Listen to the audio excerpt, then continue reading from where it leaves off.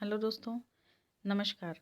स्वागत है आपका सोनी एजुकेशन चैनल में। दोस्तों, आज हम पढ़ने वाले हैं आरबीएससी बुक से क्लास 6 हमारा राजस्थान, जिसका हम चैप्टर पढ़ेंगे अध्याय 6 राजस्थान का भौतिक स्वरूप। पहला प्रश्न है, अरावली पर्वतमाला राजस्थान के किस भाग में स्थित है? तो अरावली पर्वतमाला जो कि है मध्यवर्ती भाग में स्थित है।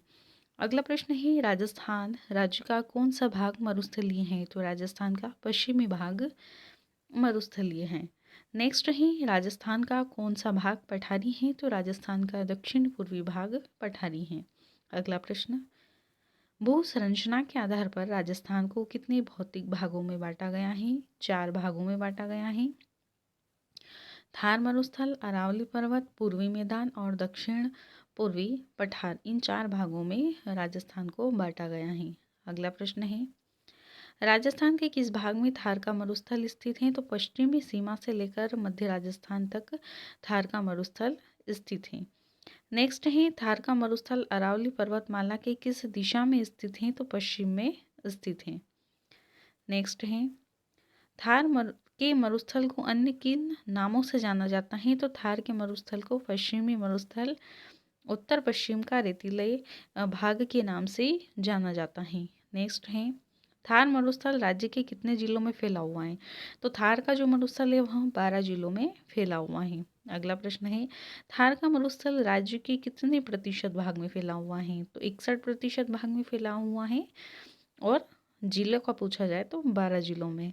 नेक्स्ट है, विश्व का सबसे धनी मरुस्थल कौन सा है? तो विश्व का सबसे धनी मरुस्थल जो कि है वह है थार का मरुस्थल। अगला प्रश्न है, बाड़मेर, जैसलमेर व बीकानेर में स्थित रेतीले मरुस्थलीय भागों को क्या कहा जाता है? तो भारतीय महामरुस्थल कहा जाता है। अगला प्रश्न ये भी आ सकता है कि किन क्षेत्रों को भारतीय महामरुस्थल के नाम से जाना जाता है? तो बाड़मेर, जैसलमेर व बीकानेर में स्थित जो मरुस्थलीय भाग है उसे भारतीय महामरुस्थल के नाम से जाना जाता है। अगला प्रश्न है, थार मरुस्थल भूभाग में कितने प्रतिशत जनसंख्या निवास करती है? 40% जनसंख्या निवास करती है, 12 जिलों में फैला हुआ है और 61% इसका भूभाग फैला हुआ है। ठीक है। नेक्स्ट है, थार के मरुस्थल को धरातलीय विशेषताओं के आधार पर किन किन प्रदेशों में विभक्त किया गया है? मरुभूमि, घग्गर का मैदानी भाग, अर्ध मरुस्थलीय भाग, नागौर की उच्च भूमि तथा अंतः प्रवाही प्रदेशों में। नेक्स्ट है, रेत का टीले जो थार मरुस्थल में स्थित हैं उन्हें किस नाम से जाना जाता है? तो रेत के टीले को बालू का स्तूप के नाम से जाना जाता है। कहाँ स्थित है? थार के मरुस्थल में स्थित है। नेक्स्ट है, थार बालू का स्तूप को स्थानीय भाषा में क्या कहते हैं? तो बालू का स्तूप को धोरे भी कहा जाता है। अरावली पर्वतमाला राजस्थान के किस भाग में स्थित है? तो अरावली पर्वतमाला जो है वह मध्यवर्ती भाग में स्थित हैं। नेक्स्ट है, अरावली पर्वत राज्य के कितने प्रतिशत भाग पर फैला हुआ है? तो 9% भूभाग पर फैला हुआ है। अगला प्रश्न है, अरावली पर्वतमाला का विस्तार कहाँ से कहाँ तक है? तो दक्षिण पश्चिम से उत्तर पूर्व दिशा की ओर है। नेक्स्ट है, अरावली पर्वतमाला का प्रारंभ कहाँ से होता है? तो दक्षिण में गुजरात के खेड़ ब्रह्मा से प्रारंभ होता है। नेक्स्ट है, अरावली पर्वतमाला का अंत कहाँ से होता है? तो उत्तर में दक्षिण के रायसीना तक इसका अंत होता है, और प्रारंभ गुजरात के खेड़ ब्रह्मा से और अंत होता है रायसीना तक उत्तर में। ठीक है। अरावली पर्वत की लंबाई है 692 किलोमीटर। नेक्स्ट क्वेश्चन, अरावली पर्वतमाला को कितने भागों में विभाजित किया गया है? 2 भागों में किया गया है, पूर्वी राजस्थान और पश्चिमी राजस्थान।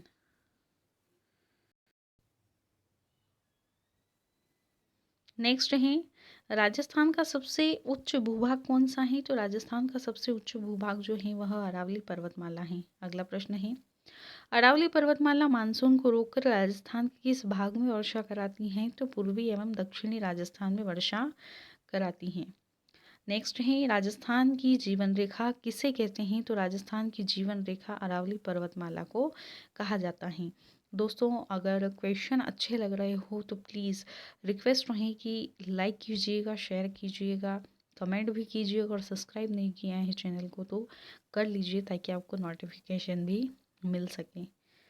नेक्स्ट है, राजस्थान में अरावली पर्वतमाला की सबसे ऊंची पर्वत चोटी कौन सी है? गुरु शिखर पर्वत चोटी। नेक्स्ट, गुरु शिखर पर्वत चोटी किस जिले में स्थित है? तो सिरोही जिले के माउंट आबू में स्थित है। अगला प्रश्न, गुरु शिखर की ऊंचाई कितनी है? इसकी ऊंचाई जो है वह 1722 मीटर है। अगला प्रश्न है, संतों का शिखर कौन से पर्वत को कहा गया है? तो संतों का जो शिखर है वह गुरु शिखर पर्वत को कहा गया है, यानी कि संतों का शिखर के नाम से भी जाना जाता है गुरु शिखर पर्वत को। अगला प्रश्न है, गुरु शिखर पर्वत को संतों का शिखर किसने कहा है? कर्नल टॉड ने कहा है। नेक्स्ट है, राजस्थान का पूर्वी मैदानी भाग किस नदी के किनारे स्थित है? चंबल, बनास, बाणगंगा और उनकी सहायक नदियों द्वारा, यानी कि जो पूर्वी मैदानी भाग है वह स्थित है। अगला है, पूर्वी मैदानी भाग राज्य के लगभग कितने प्रतिशत भाग पर फैला है? 23% भाग पर फैला हुआ है। किस क्षेत्र को चंबल के बिहड़, डांग या उत्खात भूमि के नाम से जाना जाता है? चंबल नदी के आसपास कोटा से धौलपुर तक का जो क्षेत्र है उसे चंबल के बिहड़, डांग या उत्खात भूमि के नाम से जाना जाता है। नेक्स्ट है, पूर्वी मैदानी भाग में राजस्थान के लगभग कितने प्रतिशत जनसंख्या निवास करती हैं? तो 40% जनसंख्या निवास करती हैं। बांसवाड़ा व प्रतापगढ़ जिला राजस्थान के कौन से भाग में स्थित है? तो जो बांसवाड़ा और प्रतापगढ़ है वह दक्षिणी भाग में स्थित हैं।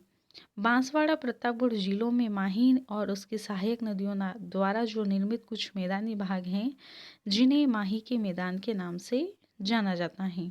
अगला प्रश्न है, किस नदी के प्रवाह क्षेत्र को राजस्थान में 56 का मैदान कहते हैं? माही नदी का जो प्रवाह क्षेत्र है उसे 56 का मैदान कहते हैं, 56 गांवों का समूह होने के कारण। राजस्थान के दक्षिणी पूर्वी भाग को प्राचीन काल में किस नाम से जाना जाता था? तो दक्षिण पूर्वी जो भाग है उसे हाड़ौती के पठार के नाम से जाना जाता था। राजस्थान के दक्षिण पूर्वी भाग का नाम हाड़ौती पठार कैसे पड़ा था? हाड़ा वंशी शासक का क्षेत्र होने के कारण उसे हाड़ौती का पठार भी कहा गया। अगला प्रश्न, दक्षिण पूर्वी भाग की कितने प्रतिशत मिट्टी लावा निर्मित मध्यम काली है? 7%। ये भी पूछा जा सकता है कि दक्षिण पूर्वी भाग की जो मिट्टी है वह किस प्रकार की है? तो लावा निर्मित मध्यम काली है जो कि 7% है। उड़िया एवं आबू पठार किस जिले में स्थित हैं? सिरोही जिले में स्थित है। अगला प्रश्न है, भोराट का पठार किस जिले में स्थित है? तो जो कि भोराट का पठार है वह उदयपुर एवं राजसमंद जिले में स्थित है। मेसा का पठार कहाँ स्थित है? चित्तौड़गढ़ जिले में। ऊपरमाल का पठार कहाँ स्थित है? चित्तौड़ एवं भीलवाड़ा जिले के पूर्वी भाग में स्थित है। लसाड़िया का पठार कहाँ स्थित है? उदयपुर एवं प्रतापगढ़ क्षेत्र में स्थित है। देश का एकमात्र प्रदेश जहाँ 5 प्रकार की जलवायु उपलब्ध है उसे क्या कहा गया है? राजस्थान। यानी कि वह प्रदेश जहाँ 5 प्रकार की जलवायु उपलब्ध है वह क्षेत्र है राजस्थान, जो कि देश का एकमात्र प्रदेश है। राज्य के पश्चिम में कितने प्रतिशत भाग पर शुष्क एवं अर्ध शुष्क मरुस्थलीय जलवायु है? 61%। अगला प्रश्न, राजस्थान के किस भाग में उप आर्द्र जलवायु स्थित है? अरावली के पूर्व में जयपुर एवं उत्तर पूर्वी जिलों में। राजस्थान में आर्द्र जलवायु किस भाग में स्थित है? सवाई माधोपुर से लेकर उदयपुर तक। अगला प्रश्न है, राजस्थान की अति आर्द्र जलवायु वाला प्रदेश कौन सा है? दक्षिण में बांसवाड़ा व दक्षिण पूर्व के झालावाड़ जिले जो हैं वह जिले अति आर्द्र जलवायु वाले क्षेत्र हैं। राजस्थान प्रदेश की अति आर्द्र जलवायु की औसत वार्षिक वर्षा कितनी है? 100 सेंटीमीटर। राजस्थान में मुख्यतः कितनी ऋतुएं पाई जाती हैं? 3, ग्रीष्म, वर्षा, शीत। नेक्स्ट है, राजस्थान में ग्रीष्म ऋतु का समय कब से कब तक का है? मार्च से जून तक ग्रीष्म ऋतु का समय। नेक्स्ट, राजस्थान में वर्षा ऋतु का जो समय है जुलाई से सितंबर तक का है। अगला प्रश्न है, राजस्थान में शीत ऋतु का समय कब से कब तक का है? अक्टूबर से फरवरी तक का। ठीक है। ग्रीष्म ऋतु में राज्य का तापमान कितना रहता है? 30 से 40 डिग्री सेंटीग्रेड से अधिक। कहाँ पर? राजस्थान में। अगला प्रश्न, राजस्थान के पश्चिमी राज्य में ग्रीष्म ऋतु का तापमान कितना रहता है? 40 से 45 डिग्री तक। ग्रीष्म ऋतु में राजस्थान का सबसे ठंडा स्थान जो है वह है माउंट आबू। राजस्थान में अत्यंत गर्म धूल भरी हवाओं को लू के नाम से जाना जाता है। लू जो ग्रीष्म ऋतु में चलती हैं, इनकी गति कितनी होती है? 100 किलोमीटर प्रति घंटा से भी अधिक होती हैं। नोट कुछ इम्पोर्टेंट है जो कि देख लेते हैं। थार मरुस्थल रेतीला होने के कारण भारत के अत्यधिक गर्म प्रदेशों में से एक है। ठीक है, थार का मरुस्थल कैसा है? रेतीला है, गर्म प्रदेशों में से एक है। ग्रीष्म ऋतु में इसका तापमान दिन में अधिक होता है और रात में कम होता है। और जो यहाँ की जो रेत होती हैं वह दिन की अपेक्षा रात में जल्दी ठंडी हो जाती हैं, क्योंकि दिन में तो गर्मी होती है, धूप होती है, जिस कारण से जल्दी गर्म होती है और ठंडी भी जल्दी ही बढ़ जाती है। राजस्थान में वर्षा ऋतु का प्रतिशत कितना है? 90 से 95%। राजस्थान में किन दो शाखाओं से मानसून वर्षा होती है? अरब सागर और बंगाल की खाड़ी। अगला प्रश्न है, राजस्थान में वर्षा ऋतु में वर्षा किन हवाओं द्वारा होती है? मानसूनी हवाओं से वर्षा ऋतु होती है। बंगाल की खाड़ी की मानसून से राजस्थान के किस भाग में अधिकांशतः वर्षा होती है? पूर्वी राजस्थान में। अगला प्रश्न है, अरब सागर के मानसून से राजस्थान के किस क्षेत्र में वर्षा होती है? दक्षिणी राजस्थान में। अगला प्रश्न है, सर्वाधिक वर्षा किस जिले में होती है? तो राजस्थान का झालावाड़ जिला है जहाँ की सर्वाधिक वर्षा होती है पूरे प्रदेश में, और 100 सेंटीमीटर से भी अधिक होती है, यानी कि लगभग 100 सेंटीमीटर यहाँ की औसत वर्षा है। राजस्थान का सबसे आर्द्र जिला कौन सा है? झालावाड़ है। सबसे अधिक वर्षा प्राप्त करने वाला स्थान कौन सा है? तो माउंट आबू है और औसत 150 सेंटीमीटर वर्षा यहाँ की है। अगला प्रश्न, राजस्थान का सबसे कम वर्षा वाला स्थान जो है जैसलमेर है और औसत वर्षा है यहाँ की 10 सेंटीमीटर। राजस्थान के किस भाग में लगातार कम वर्षा होती जा रही है? दक्षिण पूर्वी भाग से उत्तर पश्चिम भाग की ओर। अगला है, अरावली के पूर्व और पश्चिम में वर्षा का औसत कितना है? पूर्व में 50 सेंटीमीटर से अधिक औसत और पश्चिम में 50 सेंटीमीटर से कम औसत। राजस्थान में शीत ऋतु में कितना तापमान रहता है? 0 डिग्री सेंटीग्रेड। नेक्स्ट है, राजस्थान में शीत ऋतु में कौन सा स्थान सबसे अधिक ठंडा रहता है? माउंट आबू जो है वह शीत ऋतु में सबसे अधिक ठंडा रहता है।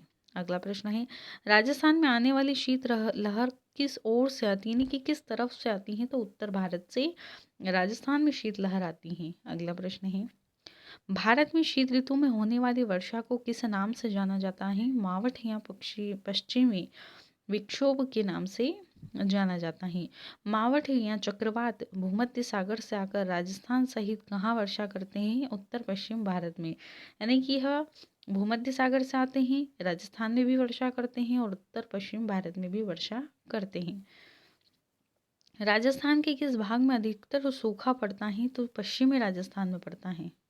अगला है, भौतिक दिशाओं एवं मानवीय कार्यों द्वारा उपजाऊ भूमि बंजर व रेतीली मिट्टी में परिवर्तित हो जाती है, यानी कि भौतिक दिशाओं एवं जो मानव द्वारा कार्य किए जाते हैं उसके कारण जो भी भूमि उपजाऊ होती हैं वह बंजर और रेतीली हो जाती हैं, इसे क्या कहते हैं? तो इसी क्रिया को मरुस्थलीकरण कहा जाता है। नदी जल के कटाव से बनी उबड़ खाबड़ भूमि को क्या कहते हैं? बीहड़ भूमि या उत्खात भूमि कहते हैं। तो पूछा जा सकता है बीहड़ भूमि किस कारण से होती है? तो नदी जल के कटाव से जो उबड़ खाबड़ भूमि हो जाती है उसे बीहड़ भूमि कहा जाता है। मानचित्र पर समान वर्षा वाले स्थान को जोड़ने वाली काल्पनिक रेखा को समवर्षा रेखा कहते हैं। नेक्स्ट है, ऋतु के अनुसार अपनी दिशा बदलने वाली हवाओं को क्या कहते हैं? मानसूनी हवाएं कहा जाता है। जल या पवन द्वारा मृदा का कटाव होना क्या कहलाता है? तो जल या पवन द्वारा जो मृदा का कटाव होता है उसे क्या कहा जाता है? तो उसे अपरदन कहा जाता है। ये जो चैप्टर था ये कंप्लीट हो चुका है। 82 क्वेश्चन बने हैं और मुझे नहीं लगता कि आपको अलग से कुछ चैप्टर पढ़ने की आवश्यकता है। काफ़ी अच्छे से एक्सप्लेन किया गया है और जितने क्वेश्चन बन सकते थे बनाए गए हैं। मुझे उम्मीद है कि आपको वीडियो पसंद आई होगी, क्वेश्चन पसंद आए होंगे। चैनल पर नए हैं, चैनल को सब्सक्राइब नहीं किया तो कर लीजिए, ज़्यादा से ज़्यादा शेयर कीजिए ताकि ज़्यादा से ज़्यादा ज़रूरत के हिसाब से सभी इसका लाभ प्राप्त कर सके। धन्यवाद।